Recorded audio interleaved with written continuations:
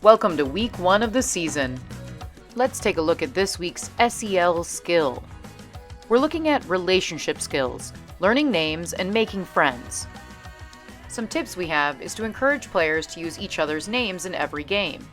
Also, make connections between players when they like the same things. Now let's take a look at this week's soccer skills. This week's skill is passing. Try out the sweet spot pass. Focus on hitting the sweet spot of your foot, in the inside of your foot. Don't use your toes, say no to toes, and follow through with your pass. Ready for an advanced skill? Try distance passing. Have the players stand farther apart and give more power to their pass. Continue to focus on using the inside of your foot. Now let's take a look at day 2, passing. Let's focus on making an L with your feet.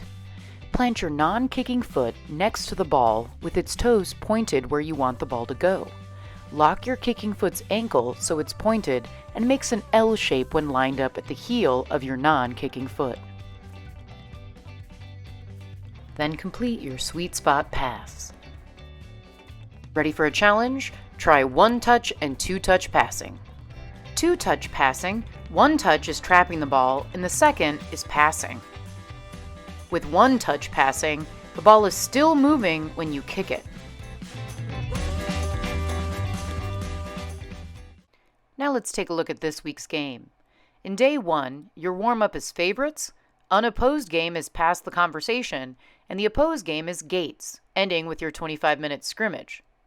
Then, on day 2, your warm-up is the handshake game, unopposed game is numbers passing, and opposed game is king's cone, finishing with scrimmage. Take some time to review these games and the reflection questions afterward. And this week, we have one exciting announcement. The UI curriculum website, www.uicoach.org, is in business. Check it out and have the curriculum on the go as you're coaching.